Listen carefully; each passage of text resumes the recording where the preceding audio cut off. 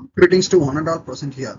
Let me introduce about myself. My name is Mr. A. Jasmine Antoniraj, Assistant Professor, Department of Computer Science, Artificial Intelligence and Data Science. So today we are going to see about the case study. So in case studies, we are going to choose the topic on an AI in education. So here we are very much awareness of an AI. So in AI, so this is a need for us to have a case study on an AI in an education field. So here, if you want to know about an AI in an education field, so I have taken the topic. So how can we able to enhance the learning outcome with AI? So here, if you want to enhance means and already the methodology is there to improve. So still, how can we able to enhance those and methodology is the concept. So take for example the case of a school AI in China. So here, if you want to know about the case study, so first we need to have a background check. So background means and so in order to have an improving the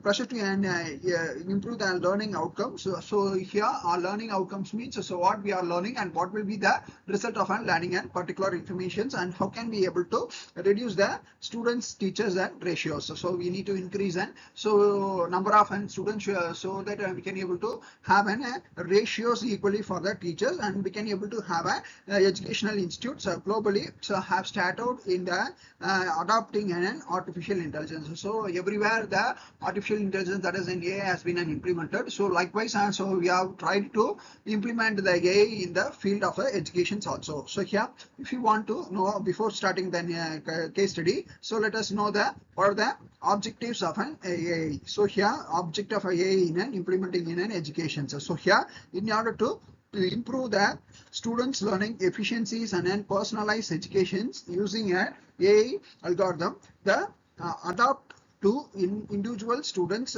so perform in a real time. So here, by using an AI in an education, the students can able to increase or develop their performance in a real time process.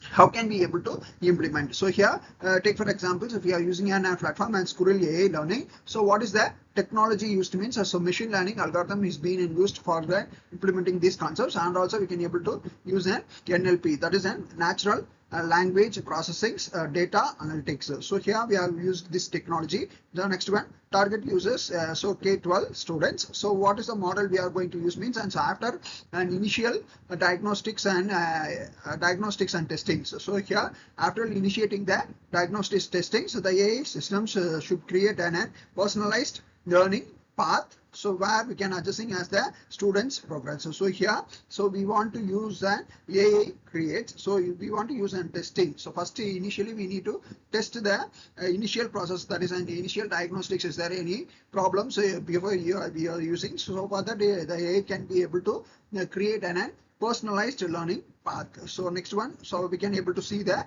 next one is a key features. So what is mean by key features means here adaptive.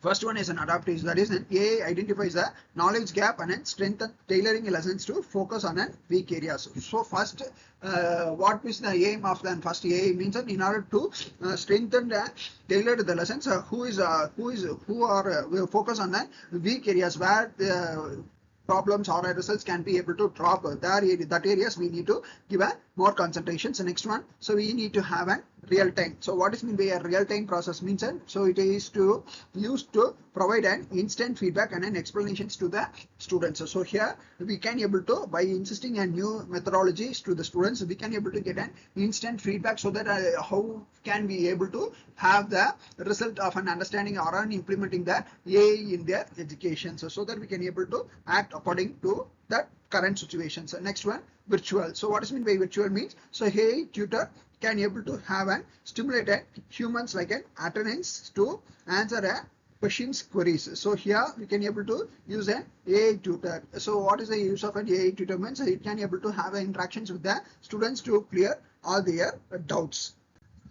Next, we can able to have a smart content delivery. So what is mean by a smart content delivery means, so it is nothing but the content recommendations based on a student's learning pattern, time spend and then each topic and then what is the performance on a test. So here we are going to have a recommendations. So we are going to give the recommendations for the students learning pattern, how the pattern should be able to understand for the students. So what is the time we need to spend on an each topic and the performance on a test. So next one, results. So engagement and retention. So here if you want to take an example, Byju's are reported on more than 80 billion users. So 80 million users are using Byju's. So they have reported as a data. So with the significant of an user engagement, so here we can able to spend the time on a platform. Many students spend hours engaging with the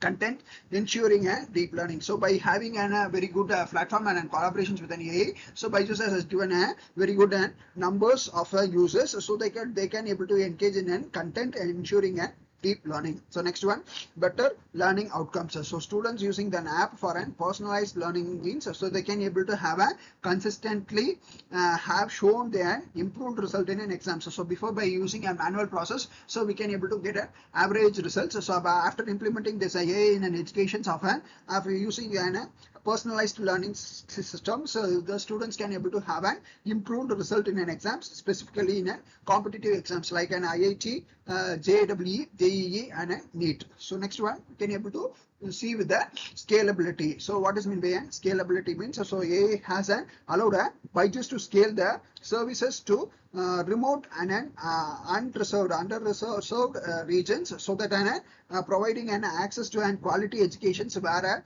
traditional method might fail. So in order to, though there are some traditional method fails, here we can able to use the unreserved areas also, so and also in remote areas by having this AI technology. Next one, what are the challenges we are facing? So challenges means we can able to tell digital divide. Next one, we can able to have a cultural and regional adaptations. So next one, teacher integrations. Next last one is a data privacy. So in first one, so digital divide means it is nothing but so the platforms heavy reliance on the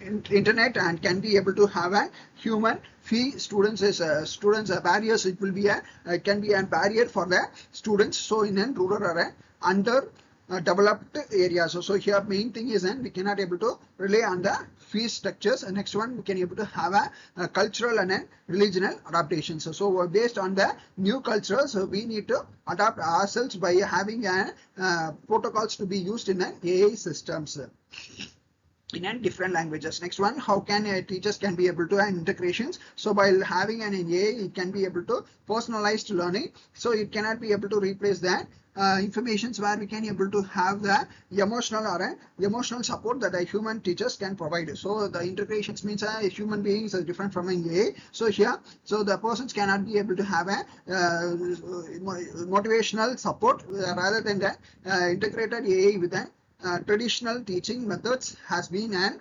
ongoing challenge. So this is the information regarding a teachers integrations. Next one is a data privacy. So you have data security and data privacy. So we can able to have concerns around these two concepts. So especially the given the visit amount of personal data, the amount will be the amount of data often personal data will be secure. Thank you one and all for giving me this golden opportunity. We'll meet in another session.